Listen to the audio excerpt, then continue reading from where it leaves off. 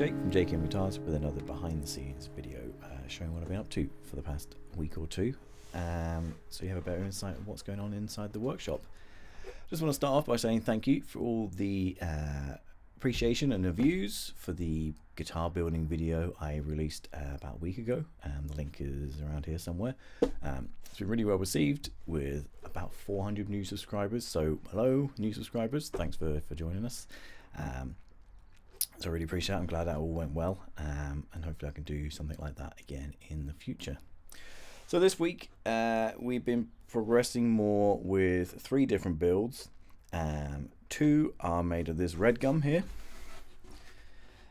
and then one will have a Sitka top and one will have a cedar top, and they'll otherwise be identical. It's just to kind of give a better idea of the differences that the tops can have on the overall sound of the instrument.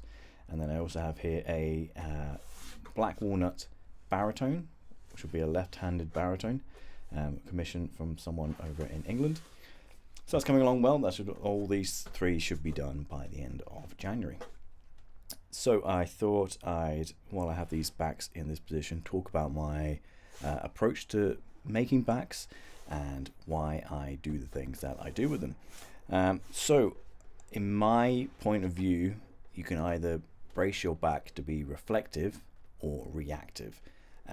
So if you brace it to be reflective, that will mean that your back is a lot stiffer, the bracing is a lot heavier, and then the back plays less of a part in adding to the sound of the instrument. It acts more like a barrier that when the sound hits it, it reflects right back out again, to be projected out of the instrument. While I think I go along the ways of bracing them reactively. I brace them reactively so that they play more of a part in the sound quality of the instrument. So they're braced a lot lighter, and then they'll vibrate more when the instrument's being played, and then add more of the color of the wood, of the sound qualities of the wood, into the overall sound that is being projected. So the reason I choose to brace and carve my backs to be more reactive than reflective is because I want the material of the back to play more of a part in the sound of the instrument. It does come with a few caveats though. Obviously, when you're holding it and playing it, if your belly touches the back as you're playing, then the back's vibrations will be muted. And I can show you a demonstration of that in a minute to see what the sound difference will be.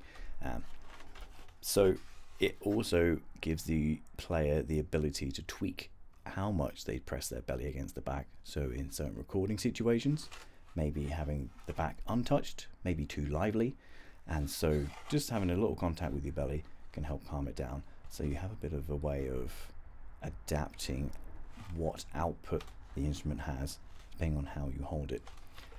If you're standing, of course, it's very difficult to not have your belly touch the instrument, but if you're sitting down in a recording sort of position, a recording environment, then it can give a little bit more tailoring into how and what sort of output you're looking for in the best recording situation you've got. Another benefit of this is as I carve, the braces are very tall and thin. It keeps the back very light as well. So the instruments overall are very light instruments. I've always had comments about how light the guitars are that I make. So instead of using mahogany, you see some old Martins and Gibsons using mahogany for back braces. I use split Sitka spruce, the same stuff I'd use on the soundboards of the instruments. So it's got a very good stiffness to weight ratio, and so you can keep the backs really very light. So I'll get our guitar out here, the fanfret baritone with a Wenge back, and I'll show you the difference between the active back being played without touching it and then played with it being touched. So here is the guitar with my belly away from the back.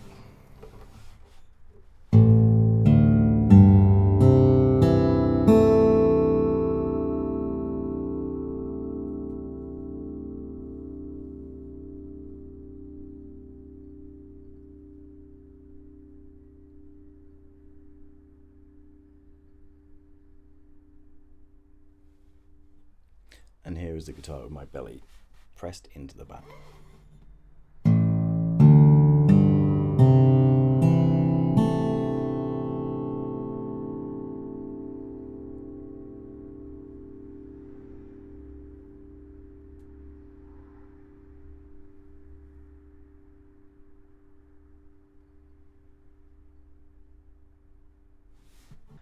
So while pressing your belly against the back doesn't affect the attack of the note when you first strike it, it does have an effect on the reverb and decay of the note inside the body after the note's been struck.